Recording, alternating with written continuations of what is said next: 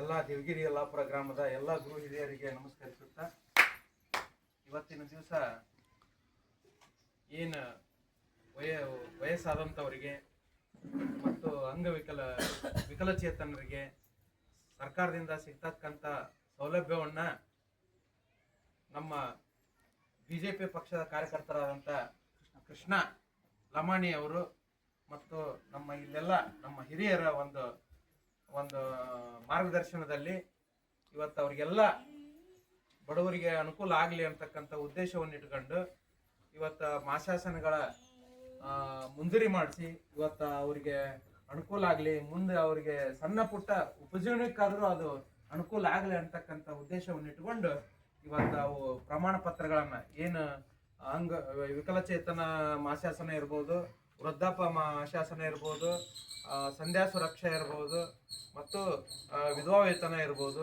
ಹೀಗೆ ಎಲ್ಲ ರೀತಿಯ ಮಾಶಾಸನಗಳನ್ನು ಇವತ್ತು ತಹಶೀಲ್ದಾರ್ ಕಚೇರಿಗೆ ಒಂದು ಅರ್ಜಿ ಸಲ್ಲಿಸಿ ಅವರಿಗೆಲ್ಲ ಮಂಜೂರಿ ಮಾಡಿಸಿ ಕೊಡುವಂಥ ವ್ಯವಸ್ಥೆ ಇದರಲ್ಲಿ ನಮ್ಮ ಕೃಷ್ಣ ಲಮಾಣಿ ಅವರು ಭಾಳ ಎಫರ್ಟ್ ಹಾಕಿ ಓಡಾಡಿದ್ದಾರೆ ಮತ್ತು ನಮ್ಮ ಹಿರಿಯರ ಎಲ್ಲರ ಮಾರ್ಗದರ್ಶನದಲ್ಲಿ ಕೆಲಸ ಮಾಡ್ತಾನೆ. ಹಾಗಾಗಿ ಎಲ್ಲರಿಗೂ ಒಳ್ಳೇದಾಗಲಿ. ಮತ್ತು ಇನ್ನು ಮುಂದೂ ಕೂಡ ಯಾರಾದರೂ ಉಳ್ಕೊಂಡಿದ್ರೆ, ಯಾವುದಾದ್ರೂ ಮಾಶಾಸನ ಉಳ್ಕೊಂಡಿದ್ರೆ ಅರ್ಜಿ ಅದಕ್ಕೆ ದಾಖಲೆಗಳು ಏನೇನು ಬೇಕು ಅದನ್ನು ಸೆಟ್ ಮಾಡಿ ಕೊಡ್ರಿ.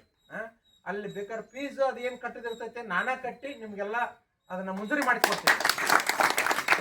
ಕೈ ಕೊಡ್ರಿ. ನೀವು ಫೀಸ್ ಗೀಸ್ ಅದು ಏನು ಕಟ್ಟೋದು ಬೇಡ. ನೀವು ಡಾಕ್ಯುಮೆಂಟ್ಸ್ ಏನು ಕೇಳ್ತಾರ ಅವನ್ನ ಕರೆಕ್ಟಾಗಿ ಸೆಟ್ ಮಾಡಿ ಕೊಡ್ರಿ. ನಿಮ್ಮ ಮನೆಗೆ ಯಾರು ಉಳಿದಿದ್ರು ಏನೇ ಆಗಿತ್ತಂದ್ರೆ ಅದನ್ನೆಲ್ಲ ಅಲ್ಲಲ್ಲ, ಅದಕ್ಕೆ ಈ ಸರ್ಕಾರ ಫೀಸ್ ಏನೈತಲ್ಲ, ಸರ್ಕಾರದ ಫೀಸನ್ನ ನಾನೇ ಕಟ್ಟಿ ತಮ್ಗೆಲ್ಲರಿಗೆ ಮಾಶಾಸನ ಮಂಜೂರಿ ಮಾಡಿಸಿಕೊಡುವಂತ ಕೆಲಸ ಮಾಡ್ತೀನಿ. ಯಾಕಂದ್ರೆ ನಾನು ಕೂಡ ತಹಶೀಲ್ದಾರ್ ಆಗಿ ಕೆಲಸ ಮಾಡಿದ್ದೀನಿ. ಇಂದು ಕೂಡ ಇಂಥ ಅಭಿಯಾನಗಳನ್ನ ನಾವು 108 ಮಾಡಿದೀವಿ. ಇಡೀ ತಾಲೂಕಾದ್ಯಂತನ ಎಷ್ಟೋ ಜನರಿಗೆ ಮನೆಗೆ ಹೋಗಿ ಮಾಡಿಸ್ಕೊಟ್ಟಿದ್ದೀವಿ ಇನ್ನು ನಾನು ನೌಕರಿ ಮಾಡುವಾಗೂ ಕೂಡ.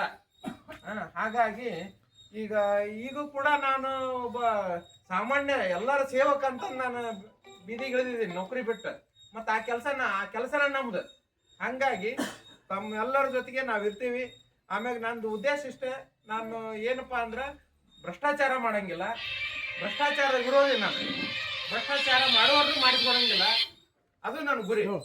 ಯಾಕಂದ್ರೆ ಸುಮ್ಮನೆ ಈಗ ನನಗೆ ಬಿಜೆಪಿ ಟಿಕೆಟ್ ಕೊಟ್ಟೈತಂದ್ರೂ ಕೂಡ ನಾವು ಮಾಡಿದಂಥ ಸೇವೆ ನೋಡಿ ನನಗೆ ಟಿಕೆಟ್ ಕೊಟ್ಟಿತ್ತು.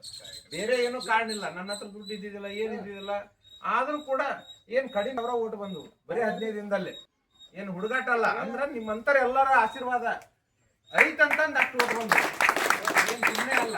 ಯಾಕಂದ್ರೆ ಹೈಯೆಸ್ಟ್ ಇಡೀ ಜಿಲ್ಲೆ ಒಳಗನ ಹೈಯೆಸ್ಟ್ ಮತಗಳನ್ನ ತಗೊಂಡಂತವ. ಆದ್ರೂ ಕೂಡ ಏನಪ್ಪಾ ನಾನು ಸಾಮಾನ್ಯರಲ್ಲಿ ಸಾಮಾನ್ಯನಾಗಿ ಜೀವನ ಮಾಡ್ತೀನಿ. ನಾವೇನು MLA ಟಿಕೆಟ್ ಕೊಟ್ಟಂತೂ ದೊಡ್ಡ ಅಹಂಕಾರದಿಂದ ಇದರಿಂದ ನಮ್ದು ಆ ಥರ ನೇಚರ್ ಇಲ್ಲ.